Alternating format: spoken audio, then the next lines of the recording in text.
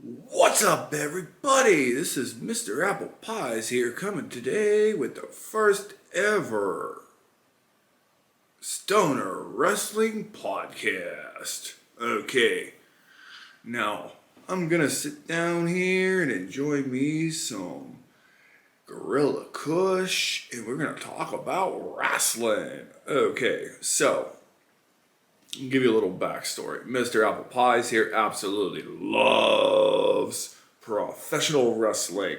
All kinds. Primarily, I love WWE. However, I also love all professional wrestling. Internet, or IGWP, GCW, AEW. Not really a fan of Impact. So, without further ado, New Japan Pro. Okay, so let's get this started. Okay, we're going to be covering just basically wrestling in general. So, what do we watch? Currently, we watch WWE. Now, as I said, I watch everything, and we will cover bits and pieces of all wrestling, but for the most part, gotta love WWE.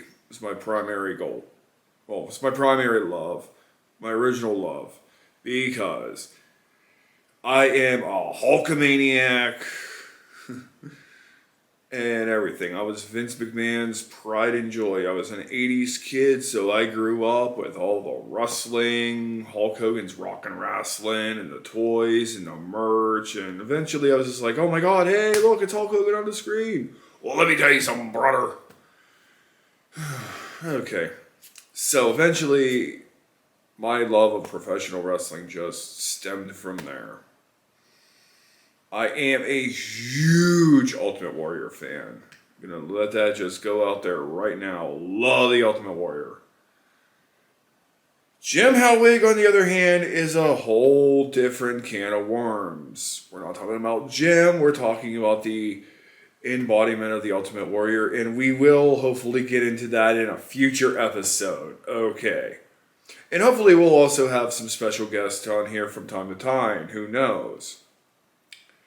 So, this week in the WWE, we are 1 week almost out now from Hell in a Cell. Hell in a Cell was a decent pay-per-view. I'd give it a B minus. Okay. Did I watch the opening match? There was no opening match. There was no kickoff show match.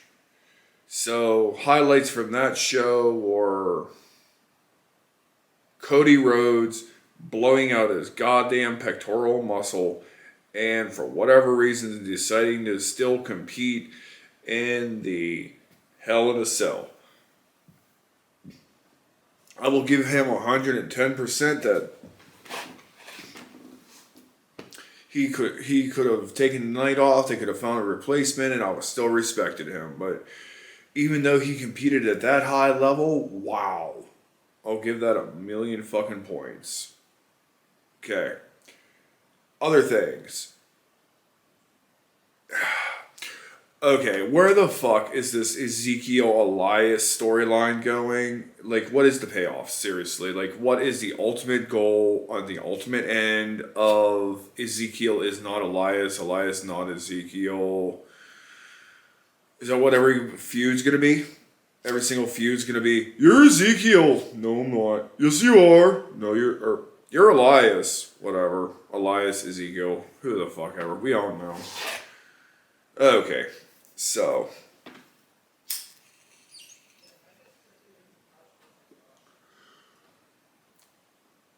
That is lovely.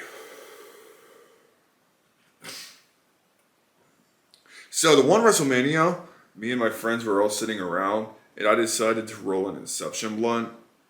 And I don't know if you've ever rolled an Inception blunt, but it's a blunt inside of a blunt inside of a blunt.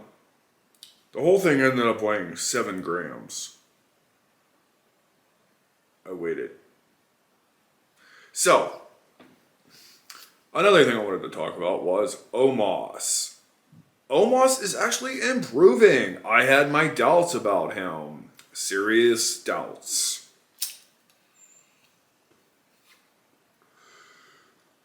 But he's actually running.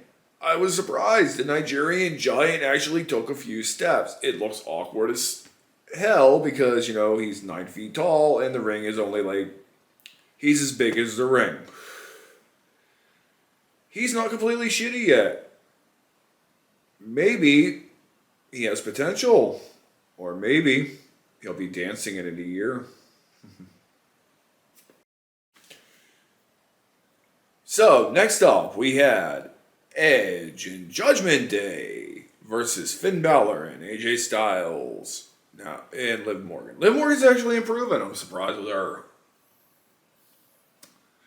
But the next night on Raw, lo and behold, Finn Balor would join Judgment Day. Ooh. And then they threw Edge out. Oh my God! Who saw that coming? Actually, I didn't. But apparently backstage reports is they wanted to take it supernatural. Edge said no. They said you're out. Who knows? I don't believe everything I read on the dirt sheets. Now, I love reading the dirt sheets, but not everything on the dirt sheets is accurate. Let's take this prime example. Bray Wyatt, the Fiend. Anytime he does anything on social media, he could even put just a little period on Twitter, and everybody's like, oh my God, he's coming back! No way! And then he doesn't come back, and everybody's disappointed. Well, if Bray shows up, he shows up. I'm not going to hold my breath for a wrestler who he's asking too much. That's what the reports are. So, if we see Wyndham, we see Wyndham. If we don't, we don't. But whatever. So, next up, we're going to go to the independent scene. Okay, so Joey Janello lit his foot on fire and then super kicked a guy and then couldn't put his foot out, and everybody had to scramble in the ring and try to put him out. Well, guess what, guys? Plan your stunts better. I don't need to see flaming super kicks to be entertained. I mean, if you're going to do that type of shit, great. If not, just make sure, work your stunts. So, let's all talk about the giant red herring in the room. Maxwell Jacob Freeman, MJF, in his epic pipe bomb promo. Well, good job, kid. See you in the WWE. If I was Tony Khan, I'd put the belt on him. Not understanding why John Moxley is Tony Khan's little golden boy. Okay, unpopular opinion, but it is my opinion. I think John Moxley is overrated. I like him and all, but I do not think he is main event caliber. He's a good worker and all, but I think there are so much other guys that are better than him and whatnot. Just my opinion. That's not saying I don't like John. I like John. I think he's a phenomenal worker, but I think Seth Rollins and Roman Reigns are far superior. Again, just my opinion. Okay. So, join me next time for another episode of Stoner Wrestling Podcast here on 2 Apple Pies for $1. And remember me, Gene, I'll see you at the window.